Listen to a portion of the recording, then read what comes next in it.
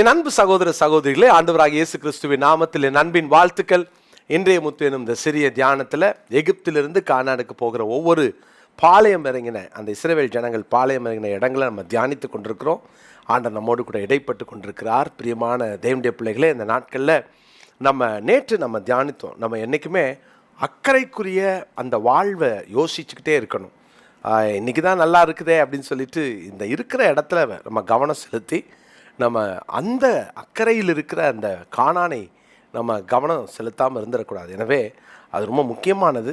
கானானுக்கு செல்லணும் அப்படின்னா இங்கே ஆயத்தங்கள் தேவை. அதுதான் நேற்று தியானித்தோம். என்னாகமத்தின் புஸ்தகம் 33ஆம் அதிகாரத்தின் 45ஆம் வசனத்தை வாசிக்கிறேன். என்னாகம் 33:45. அந்த மேடுகளை விட்டு புறப்பட்டு போய் தீபோன்காத்திலே பாளையம் இறங்கினார்கள். தீபோன்காத்திலே பாளையம் இறங்கினார்கள். ஆண்டவர் டைரெக்டாக 40 நாளில் கூட்டு போகிறத ஆண்டவர் 40 வருஷம் சுற்றி நடக்க பண்ண காரணம் என்னென்னா, கானானுக்கு போகிறவர்கள் எங்கெங்கே எப்படி நடக்க வேண்டும் என்பதை கற்றுக் கொடுத்து கொண்டே இருக்கிறார். தீபோன்காத்துக்கு ஏன் கூட்டிகிட்டு போகணும்? தீபோன்காத் என்றால் வீணாகிறது, வேஸ்டிங் என்ற அர்த்தம். வீணாகிறது, வீணாகிறது. யோசித்து பாருங்க, அபாரிமேட்டில் இருக்கும்போது அக்கறையை குறித்த கவனம் உனக்கு வேணும்னு சொல்கிறவர், அபாரிமேட்டிலிருந்து இதுவும் மோவாபின் எல்லை தான்.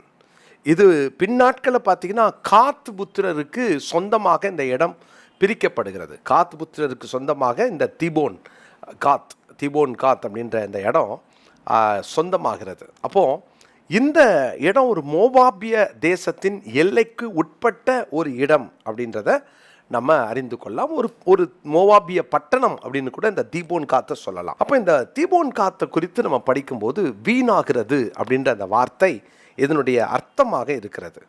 தேவனுடைய பிள்ளைகளே, நம்ம ஒருவேளை இந்த நாட்களில் அதிகமாக பணம் வேஸ்ட் ஆகுது, கரண்ட் வேஸ்ட் ஆகுது, இதெல்லாம் நம்ம யோசிக்கிறோம்ல.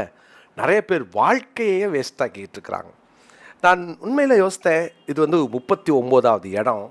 நம்ம ஒரு கிட்டத்தட்ட 46 இடங்களை நம்ம தியானிக்கணும், கானான் உட்பட. ஆனால் இந்த இடத்துல அவங்க பாளையம் இறங்கும்போது தேவன் என்ன கற்றுக் கொடுக்க விரும்புகிறார் அப்படின்னா, இவ்வளவு தூரம் பயணித்து வந்துட்டீங்க, வீணாக்கிறாதீங்க. எரேமியா 2ஆம் அதிகாரத்தின் 11வது வசனம், எரேமியா 2:11. எந்த ஜாதியாவது தேவர்கள் அல்லாத தங்கள் தேவர்களை மாற்றினது உண்டோ என்று பாருங்கள். என் ஜனங்களோ வீணானவைகளுக்காக தங்கள் மகிமையை மாற்றினார்கள். என் ஜனங்களோ வீணானவைகளுக்காக தங்கள் மகிமையை மாற்றினார்கள்.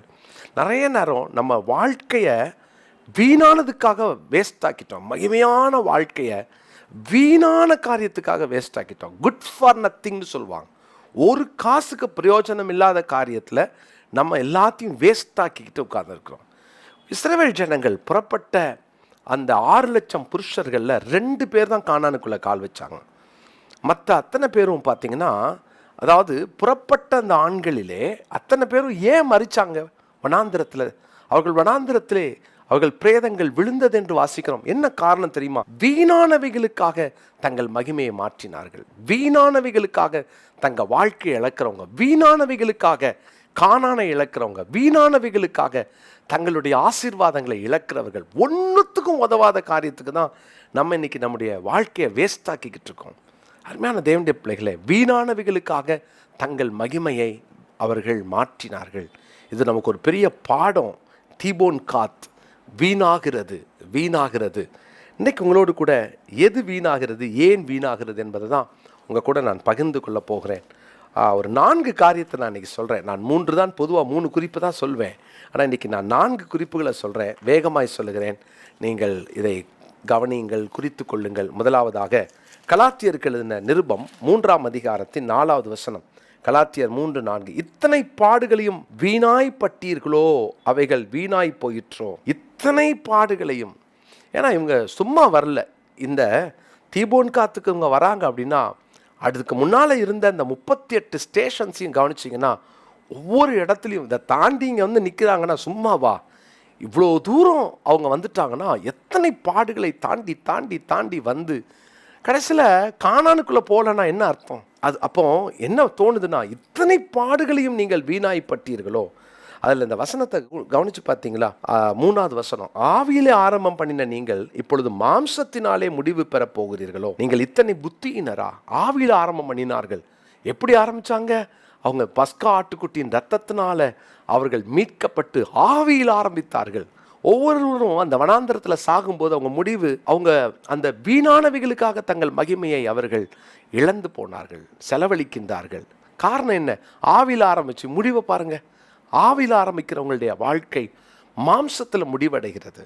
அருமையான தேவனுடைய பிள்ளைகளே, மாம்சம் சாகாத வரைக்கும் நம்முடைய பாடுகள் எல்லாம் வீணாகிவிடும். நம்முடைய மாம்சம் சாகலைன்னா, சுயம் சாகலைன்னா, நம்முடைய அந்த பாடுகள், இவ்வளோ பிரயாசப்பட்ட பாடுகள், இயேசுவுக்காக சகித்தேன், இயேசுவுக்காக வாழ்ந்தேன், எல்லாம் ரைட்டு தான். மாம்சம் சாகலைன்னா இந்த பாடெல்லாம் வீணாயிடுவேன். முதலாவது வீணான பாடுகள், காரணம் மாம்சம் சாகாததினால். இரண்டாவது, கலாத்தியர் 4ஆம் அதிகாரத்தின் 11வது வசனம். கலாத்தியர் 4:11, நான் உங்களுக்காக பிரயாசப்பட்டது வீணாய் போயிற்றோ என்று உங்களை குறித்து பயந்திருக்கிறேன். பிரயாசம் வீணாகிறது. வீணான பிரயாசம். முதலாவது வீணான பாடுகள், ரெண்டாவது வீணான பிரயாசம். ஏன் வீணான பிரயாசம்னு சொல்றாரு? அந்த வசனத்துல கொஞ்சம் முன்னால பார்த்தீங்கன்னா, இவங்க எல்லாம் பழைய வழிபாடுகளோடு கூட போராடிக்கிட்டு இருக்கிறாங்க. பாருங்க, நீங்கள் தேவனை அறிந்திருக்கிற அல்லது தேவனால் அறியப்பட்டிருக்கிற பலனற்றதும் வெறுமையுமான அவ்வழிபாடுகளுக்கு நீங்கள் மறுபடியும் அவைகளுக்கு அடிமைப்படும்படி விரும்புகிறது எப்படி? ஏன்னா இஸ்ரவேல் ஜனங்க என்ன செய்யறாங்க? திரும்ப பழைய அடிமைத்தனத்துக்குள்ள போகணும். திரும்ப எகிப்து, ஒரு சின்ன தேவை வந்தா எகிப்தை யோசிக்கிறாங்களே. என்ன காரணம்? இவ்வளோ பிரயாசப்பட்டு, எத்தனை மேடு பள்ளம் இறங்கி ஏறி இவ்வளோ பிரயாசப்பட்டு என்ன பிரயோஜனம்? ஏன் திரும்ப நீ பழைய அடிமைத்தனத்தை தானே யோசிக்கிற? திரும்ப உன்னுடைய அடிமைத்தனத்துக்குள்ள நீ போகணும் தானே என்ற. அப்போ இவர்கள் அடிமைத்தனத்தை விரும்புகிறபடினாலே அவர்களுடைய பிரயாசம் வீணாகிறது. வீணான பாடுகள் மாம்சம் சாகாததினால். இரண்டாவது வீணான பிரயாசம் அடிமைத்தனம் ஒழியாததினால். மூன்றாவதாக யாக்கோபின் நிருபம் 1ஆம் அதிகாரம் 26வது வசனம். யாக்கோபு 1ஆம் அதிகாரத்தின் 26வது வசனத்துல, உங்களில் ஒருவன் தன் நாவை அடக்காமல் தன் இருதயத்தை வஞ்சித்து தன்னை தேவ பக்தி உள்ளவன் என்று எண்ணினால் அவனுடைய தேவ பக்தி வீணாய் இருக்குமே. வீணான தேவ பக்தி, வீணான தேவ பக்தி. ஏன் தேவ பக்தி வீணாச்சு? இவங்களுக்கெல்லாம் பக்தி இருந்துச்சா? ஒவ்வொரு இடத்துலையும் பாருங்க, கொஞ்ச நேரத்துக்கு முன்னால் தான் பாட்டு பாடினாங்க, ஊற்று தண்ணீரே பொங்கிவான்னு பாட்டு பாடினாங்க. இன்னும் கொஞ்ச நேரத்தில் திரும்ப அடுத்த குழப்பம், அடுத்த பிரச்சனை, திரும்ப அடுத்த பாவம். மோவாபுக்குள்ளே போனாங்கன்னா அந்த மோவாபிய பெண்களோடு கூட அவர்கள் வேசித்தனம் பண்ணி, யோசித்து பாருங்களேன். ஸோ வீணான பாடு, வீணான பிரயாசம், வீணான தேவ பக்தி. நிறைய நேரம் நம்ம ஞாயிற்றுக்கிழமை பக்தியாக வாழ்கிறோம். திங்கக்கிழமையிலேருந்து சனிக்கிழமை வரைக்கும் நம்ம பக்தி என்ன ஆகுது? எத்தனை நேரம் உலகத்தோடு உலகமாய் கலப்படமாகும் போது பக்தியெல்லாம் போகுதே, வீணான பக்தி. இதில் இந்த பக்தி வீணாகிறதுக்கு காரணத்தை யாக்கோபு எழுதுகிறார். நாவை அடக்காததினால், சொற்களின் மிகுதியினால் பாவம் இல்லாமல் போதும். உங்களுடைய நாவு ரொம்ப கவனமாக இருக்கணும். நான் அடிக்கடி கிண்டலுக்கு சொல்வேன், ஞானஸ்தானம் கொடுக்கும்போது நாக்கை மட்டும் நினைக்காம விட்டுட்டாங்கன்னு சொல்லுவேன். என்னன்னா, இந்த வாயை அடக்காமல் எத்தனையோ நேரம் இந்த நாவினாலே எத்தனை நேரம் நம்ம அங்கே தவறு செய்கிறோம், வீழ்ச்சி அடைகிறோம். இப்போ நாவு தேவையில்லாததை பேசி, அவபக்தியை பேசி, அவ்விசுவாசத்தை பேசி, விளைவு பக்தி வீணாயிடுதே. பிரியமான தேவனுடைய பிள்ளைகளை, நாவை அடக்காததினால் பக்தி வீணாகிறது, வீணான தேவ பக்தி. ஸோ முதல்ல சொன்னேன், வீணான பாடுகள் மாம்சம் சாகாததினால். வீணான பிரயாசம் அடிமைத்தனம் ஒழியாததினால். மூன்றாவது வீணான தேவ பக்தி நாவை அடக்காததினால். நான்காவதாக யாக்கோபு 2ஆம் அதிகாரம் 20ஆம் வசனம். யாக்கோபு 2:20, வீணான மனுஷனே, கிரியை இல்லாத விசுவாசம் செத்ததென்று நீ அறிய வேண்டுமோ. இங்க வாசிக்கிறோம் வீணான விசுவாசம். என்ன காரணம் தெரியுமா? கிரியை இல்லாததுனால. நான் கிரியையில காட்டல, ஆனா நான் பிலீவர்னு சொல்லிட்டு என்ன பிரயோஜனம்? என்னுடைய விசுவாசம் கிரியைகளிலே காணப்பட வேண்டும். இந்த ஜனங்கள் எல்லாரும் கர்த்தரை விசுவாசிச்சாங்கன்னா ஒவ்வொரு முறையும் பார்த்தாங்க. ஆனா ஒரு குறிப்பிட்ட தேவை வரும் பொழுதெல்லாம் அவங்க விசுவாசம் என்ன ஆகுது யோசித்து பார்த்தீங்களா? உடனே அவங்க எகிப்தை தான் நினைச்சாங்க. என்ன காரணம்? கிரியைகளை அந்த விசுவாசத்தை காட்டல. அற்புதத்தை பார்க்கும்போது விசுவாசித்தவர்கள் அற்புதம் தேவைப்படும் பொழுது அந்த விசுவாசத்தை காட்டாம விட்டுட்டாங்க. அற்புதத்தை பார்க்கும் போதெல்லாம் நம்ம விசுவாசம் பெருகுது, உண்மைதான். ஒரு ஆண்டு ஒரு மிராக்கில் பண்ண உடனே நமக்குள்ள ஒரு ஃபெய்த் இன்க்ரீஸ் ஆகுது. ஆனால் ஒரு தேவைன்னு வரும்போது நம்முடைய விசுவாசம் காணாமல் போகுதுல்ல. இது என்ன அர்த்தம் தெரியுமா? நம்ம அற்புதத்தை பார்ப்பதனால் வருகிற விசுவாசம் ஒரு பக்கம், ஆனால் அற்புதம் கிடைக்கும் பொழுது கிடைக்க வேண்டும் என்று விசுவாசிக்கிறது இன்னும் மேன்மையானது. அப்போ வீணான விசுவாசம், காரணம் கிரியை இல்லாததினால்.